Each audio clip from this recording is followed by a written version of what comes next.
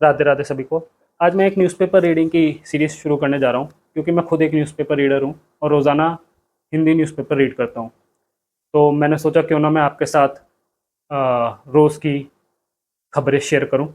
Actually मैं आपके साथ रोज़ पिछले दिन की न्यूज़ शेयर करूँगा, मतलब कि अगर आज 25 तारीख है तो मैं 24 तारीख की न्यूज़ आपके साथ शेयर करूँगा।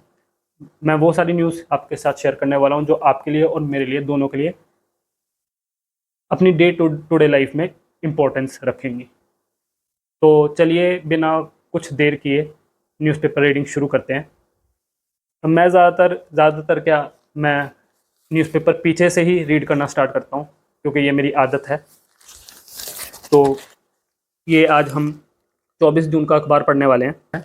इसमें टोटल 14 पेजेस थे। तो लास्ट पेज में कुछ ऐसा खास नहीं है। ये ईरान और अमेरिका की ईरान अमेरिका इसराइल के बीच जो लड़ाई चल रही है उसके बारे में इसमें बताया हुआ है, और टाटा पंच का ऐड आया हुआ है।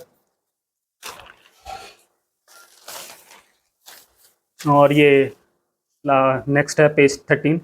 इसमें क्रिकेट के बारे में आता है इस पेज 13 में। तो आजकल जो टेस्ट मैच चल रहा है इंडिया और इंग्लैंड के बीच, उसके बारे में दिया हुआ है। नेक्स्ट है पेज नंबर 12। इसमें दो इम्पोर्टेंट न्यूज़ मुझे जो लगती है मैं आपके साथ वो शेयर करता हूँ कि नाथ कॉरिडोर करके एक कॉरिडोर डेवलप किया जा रहा है। जैसे कि अपना काशी कॉरिडोर हुआ, अयोध्या कॉरिडोर हुआ और मथुरा वृंदावन कॉरिडोर हुआ, ये सारे पिलग्रिमेज कॉरिडोर्स हैं। ऐसे ही ये नाथ कॉरिडोर है, आध्यात्मिक पर्यटन मतलब रिलीजियस टूरिज्म को बढ़ावा देने के लिए। ये है बरेली में, जो इसमें नाथ जी के जितने मंदिर हैं, और टोटल इसमें दिया गया 3 मंदिर है वहाँ पे। तपेश्वर नाथ मंदिर, त्रिवटी नाथ मंदिर और वनखंडी नाथ मंदिर। इन तीनों के सर्किट को डेवलप करके एक सर्किट डेवलप किया जाएगा, जिसमें वहीं पत्थर की नक्काशी से मंदिर की सुंदरता को बढ़ाया जाएगा। पत्थर के स्टैंड लगाए जाएंगे लोगों के लिए, विश्राम के लिए, और शेड बनाए जाएंगे, पानी की व्यवस्था होगी, और जैसे कि सूचना बोर्ड और प्रकाश की व्यवस्था भी की जाएगी। ये सब कुछ होगा। नेक्स्ट न्यूज़ है औरंगजेब का फतेहाबाद अब ऑपरेशन सिंदूर के नाम पर होगा सिंदूरपुरम। जिला पंचायत ने किया प्रस्ताव पास, ब्रह्मोस के नाम पर बादशाही बाग का नाम होगा ब्रह्म बाग। आगरा के पास एक फतेहाबाद कस्बा है, तो उसका नाम सिंदूरपुरम कर दिया जाएगा, क्योंकि 1658 में औरंगजेब ने अपने भाई दारा शिकोह पर जो जीत हासिल की थी, तो सामूगढ़ का नाम बदलकर फतेहाबाद कर दिया था। तो फतेहाबाद का फिर से नाम बदलकर सिंदूरपुरम कर दिया जाएगा, और वहाँ पे एक बादशाही बाग है, उसका नाम ब्रह्म बाग रख दिया जाएगा। नेक्स्ट है पेज नंबर 11। तो उसमें एक न्यूज़ है, सभी उच्च शिक्षण संस्थानों को नामित करने थे एनईपी सारथी, अब तक सिर्फ 117 ने किए। एनईपी से जुड़े बदलावों से सभी को जोड़ने के लिए यूजीसी ने प्रत्येक संस्था को अपने होनहार छात्रों को इसके लिए नामित करने के दिए थे निर्देश। जिसको ना पता हो, एनईपी मतलब नेशनल एजुकेशन पॉलिसी। तो यूजीसी और शिक्षा मंत्रालय ने जितने भी बड़े इंस्टीट्यूट्स, कॉलेजेस एंड यूनिवर्सिटीज़ हैं, उनको ये एनईपी सारथीज मतलब कि उनके एनईपी रिप्रेजेंटेटिव्स बनाने को बोले थे, जो कि स्टूडेंट्स, उनके गार्डियंस और वहाँ के जो टीचर्स, प्रोफेसर्स जो भी होंगे, वो ऐसा इकोसिस्टम क्रिएट करेंगे जो उनको देखेंगे कि भाई ये लोग एनईपी के अकॉर्डिंग सारी व्यवस्था मेंटेन कर रहे हैं कि नहीं कर रहे हैं। टोटल 117 संस्थानों ने 612 एनईपी सारथी बनाए हैं, जबकि इंडिया में अमूमन 1000 यूनिवर्सिटीज़ हैं, जिसमें से और 1000 यूनिवर्सिटीज़ हैं और 45,000 कॉलेजेस हैं, जिसमें से 48 सेंट्रल यूनिवर्सिटीज़ हैं। तो उसके हिसाब से एनईपी सारथीज़ की जो संख्या है वो बहुत कम है। और सबसे ज़्यादा महाराष्ट्र ने एन सारथी बनाए हैं, 90 एन सारथी बनाए हैं। और कॉलेज भी और उनके संस्था भी सबसे ज़्यादा हैं जो जिन्होंने एन सारथी बनाए हैं। टोटल 15 उनकी ऐसी संस्थानें हैं, मतलब यूनिवर्सिटीज़ या कॉलेजेस हैं जिन्होंने एन सारथी बनाए हैं। नेक्स्ट न्यूज़ है पेज नंबर 11 में ही, सिंगल मदर के बच्चे को ओबीसी प्रमाण पत्र देने की मांग पर विचार करेगा सुप्रीम कोर्ट। सिंगल मदर ने पिता के परिवार के संदर्भ के बगैर अपने ओबीसी दर्जे के आधार पर प्रमाण पत्र जारी करने की मांग की है। सुप्रीम कोर्ट ने मामले को महत्वपूर्ण बताते हुए भविष्य के लिए तय कर सकता है दिशा निर्देश। मोटा मोटा ये है कि वो सिंगल मदर है, शायद डाइवोर्स्ड होंगी या फिर उनके पति नहीं रहे होंगे, तो उन्होंने कोर्ट से बोला है कि भाई मेरे बच्चे का कास्ट सर्टिफिकेट होगा वो ओबीसी का होगा, क्योंकि उनका कहना है, मतलब याचिकाकर्ता का कहना है कि जब एससी वर्ग के सिंगल मदर के बच्चे को माँ की जाति के आधार पर प्रमाण पत्र जारी किया जा सकता है, तो ओबीसी के मामले में भी किया जाना चाहिए। कोर्ट ने पक्षकारों को लिखित दलीलें दाखिल करने को कहा है। तो ऐसा है कि ये जो न्यूज़ है, वैसे ये लॉ स्टूडेंट्स के लिए बहुत इम्पोर्टेंट होती है, क्योंकि ये लोग एज अ केस स्टडीज़ को पढ़ते हैं और इसी के हिसाब से फिर पूरे देश में कानून लागू होता है। और जब कोई कहीं केस फंसता है तो जो लॉ के वकील होंगे, जो भी होंगे, तो वो ऐसे जो केसेस आते हैं उनका रेफरेंस देते हैं। तो ये इसलिए सुप्रीम कोर्ट ने खुद ने भी कहा है कि ये अपने आप में बहुत महत्वपूर्ण केस है, और सारे राज्यों के हाई कोर्ट्स वगैरह जो भी कोर्ट्स हैं उनको ये इसकी कॉपी भेजेंगे और अपने आप में डिस्कस करेंगे कि इसके साथ इस केस में कैसे आगे प्रोसीड करना चाहिए। तो अपनी एक नेक्स्ट न्यूज़ है, ये एक करंट अफेयर कॉलम आता है दैनिक जागरण में। ये मैं दैनिक जागरण पढ़ता हूँ, और ये बुंदेलखंड करके रीजन है और वहाँ का एडिशन है। बुंदेलखंड आपको ना पता हो तो झांसी की रानी के बारे में आपने सुना होगा, तो ये बुंदेलखंड, झांसी बुंदेलखंड रीजन में ही आता है।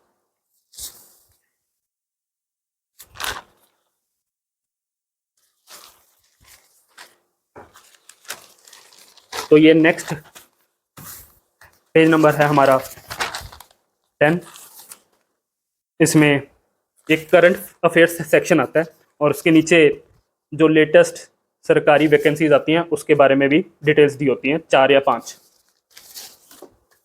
तो उसमें एक इंटरेस्टिंग न्यूज़ आई है। स्विस नेशनल बैंक द्वारा जारी वार्षिक आंकड़ों के अनुसार 2024 में स्विस बैंकों में भारतीयों की जमा धनराशि में 3 गुना वृद्धि हुई। यहाँ ये मेरे हिसाब से तो स्विस नेशनल बैंक या स्विस बैंक वही है जहाँ पे मोदी जी ने वादा किया था कि जिन लोगों ने पैसा छुपा के रखा है, काला धन है, वो वापस लाया जाएगा। मगर इस आंकड़े के अनुसार तो उस धनराशि की कीमत या 3 गुना हो चुकी है।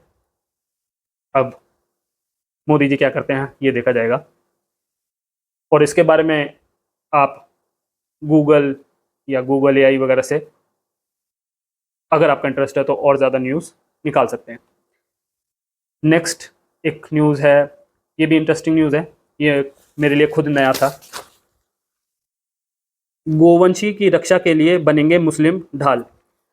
एक मुस्लिम संगठन है जो गौवंशियों के लिए, मतलब कि गौ माता के संरक्षण के लिए काम करेगी, मुस्लिम महासभा, और उनके कार्यकर्ता गौ माता की रक्षा करेंगे। मतलब कि जो भी गौ माता गायों को लेकर जो इलीगल ट्रांसपोर्टेशन होती है इधर से उधर, तो उनकी देख रेख करेंगे। ये आ रही है न्यूज़ गाजियाबाद से, और उनके हिसाब से उनका कहना ये है, उस संगठन का कहना ये है कि ये देश की पहली ऐसी संगठन होगी जो इस पाथ पर काम करेगी।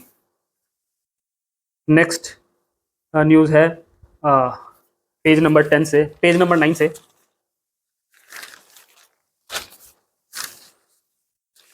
सवारियों को सस्ती सेवा व चालकों की कमाई बढ़ाएगी सहकार टैक्सी। मतलब कि सरकार खुद अपना एक टैक्सी ऑर्गेनाइजेशन या फर्म लॉन्च कर रही है। पायलट प्रोजेक्ट के तहत इसी वर्ष के अंत तक शुरू हो जाएगी सहकार टैक्सी सेवा। अगले वर्ष तक सभी राज्यों की राजधानियों व प्रमुख शहरों में प्रारंभ करने का लक्ष्य है। शहर में टैक्सी चालकों की बनेगी सहकारी समिति।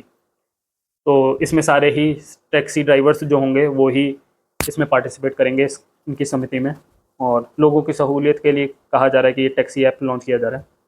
अब आगे देखते हैं कि क्या होता है, क्योंकि बेंगलोर में तो रैपिडो बंद की कर दी गई है, मगर उन्होंने वहाँ के जो प्राइवेट फर्म्स थे जो बाइक रैपिडो वगैरह जो चलाते थे, उन्होंने एक नया तरीका निकाला। पार्सल बुकिंग के साथ साथ ही वो ड्रॉप भी ले रहे हैं वहाँ के लोग। ये अलग बात है, मगर ये नया था कि सरकारी अपनी टैक्सी सेवा आने वाली है। अब नेक्स्ट न्यूज़ है पेज नंबर 7 से। हाँ, ये थोड़ी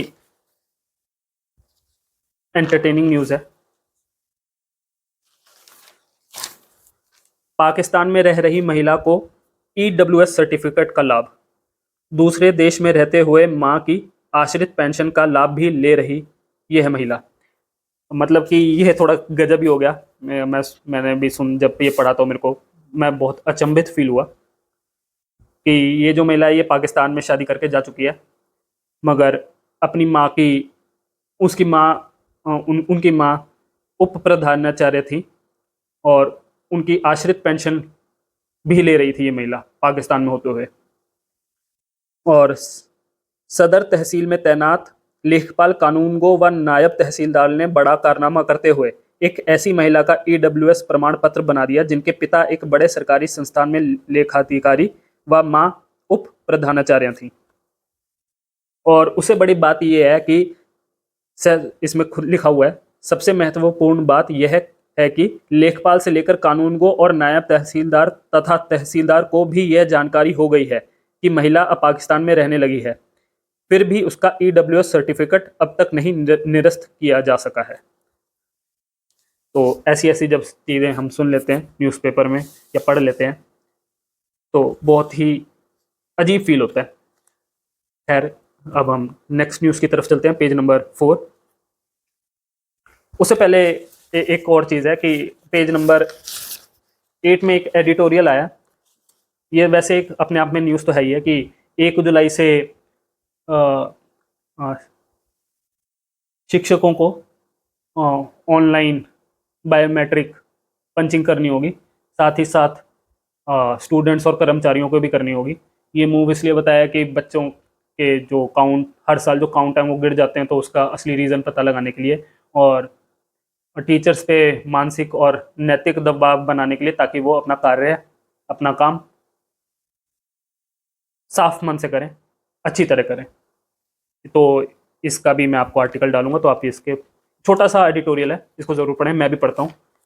एडिटोरियल सेक्शन होता है ये, तो इसमें बहुत सारे एडिटोरियल आते हैं, मगर मेरा कीन इंटरेस्ट इसी में होता है ज़्यादातर, और मैं इसी को एक बार का नज़र मार के पढ़ता हूँ।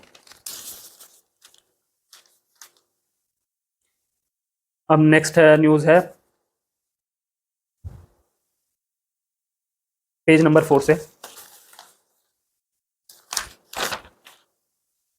पेज नंबर 4 से, यात्रियों के साथ अपना नाम व मोबाइल नंबर शेयर करेंगे स्क्वाड कर्मी।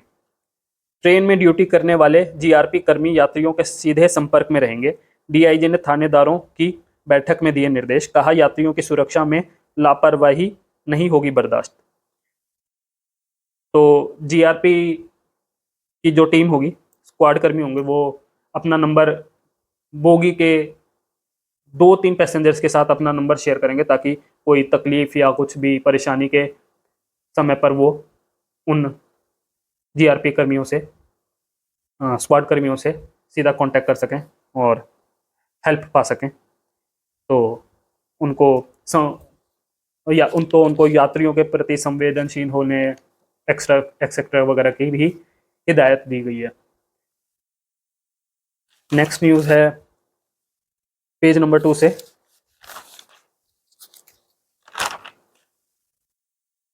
रजिस्ट्री में सड़क की चौड़ाई कम दिखाकर स्टैंप चोरी करने वालों की होगी जांच, शासन स्तर से जारी किए गए आदेश।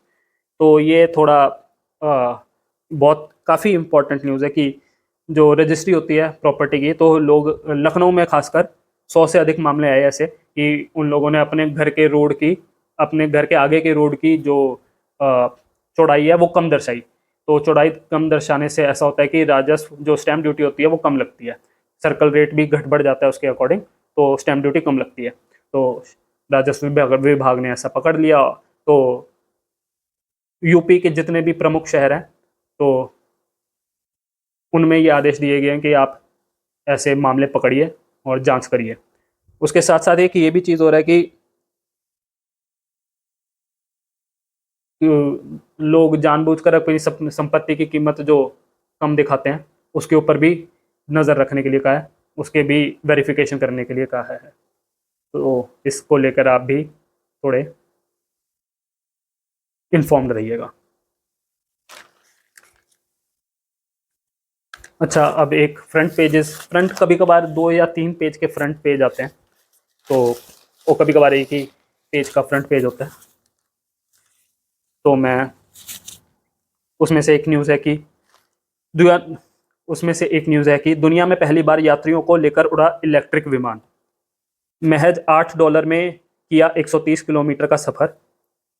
बीटा टेक्नोलॉजी का CX-300 इलेक्ट्रिक विमान पेरिस में एयर शो के दौरान उड़ान भरते हुए। ये तो वैसे एक जो पिक्चर है ये पेरिस की है, मगर ये जो ट्रैवल हुआ है ये एक कोई ट्रायल ट्रैवल नहीं था, ये एक फुल फ्लेज्ड नॉर्मल ट्रैवल था जिसमें 4 यात्रियों को ईस्ट अमेरिका के ईस्ट हैम्पटन से जॉन एफ कैनेडी एयरपोर्ट तक का सफ़र लगभग आधे घंटे में तय किया था। तो इसकी दूरी 70 समुद्री मील 130 किलोमीटर की दूरी तय की। तो समुद्री मील में 1.8 किलोमीटर होते हैं मेरे हिसाब से, नॉटिकल माइल्स, हाँ नॉटिकल माइल्स में 1.8 किलोमीटर होते हैं और माइल्स में 1.6 किलोमीटर। और महज $8 मतलब 694 रुपीज़ में उन्होंने एक इलेक्ट्रिक प्लेन में सफ़र किया। नेक्स्ट न्यूज़ है फ्रंट पेज की ही, ऑपरेशन सिंदूर में उपयोगिता साबित करने वाले 450 नागास्त्र खरीदेगी सेना, दुश्मन को खोजकर मारने में सक्षम है यह ड्रोन, डीआरडीओ ने किया है विकसित। यह सुसाइड ड्रोन है, दुश्मन पर हमला करने के बाद खुद को भी नष्ट कर लेता है। ये एक्चुअली हमारे और आपके लिए तो इम्पोर्टेंट है ही, मगर जो यूपीएससी का CDS और FCAT का एग्ज़ाम देते हैं उनके लिए बहुत इंपॉर्टेंट होता है, क्योंकि ऐसे ही क्वेश्चन उसमें पूछे जाते हैं, surface to air, surface to surface, ऐसी मिसाइल्स वगैरह और जितने भी आर्टिलरीज हैं उनके बारे में पूछा जाता है। तो ये एक नागास्त्र ऐसा है कि ड्रोन है जो दुश्मन को मार कर ही दम लेता है, जब टारगेट पे अपना निशाना मार देता है तो खुद ही ब्लास्ट हो जाता है। अगर नहीं मारता तो इसको कमांड दी जा सकती है कि वापस आ जाए, तो ये अपने आप वापस भी आ जाता है। तो आज की न्यूज़ कुछ इस प्रकार थी। अगर आपको ये न्यूज़ एडिशन मेरा जो न्यूज़ एडिशन की जो सीरीज़ है ये अच्छी लगी हो तो इस पर कमेंट ज़रूर कीजिएगा, मुझे बताइएगा कि क्या खामियां थी, मैं उन पर सुधार कर सकूं। और ऐसे ही आपके साथ मैं रोज़ पिछले दिन का न्यूज़पेपर की न्यूज़ शेयर करता रहूँगा। धन्यवाद।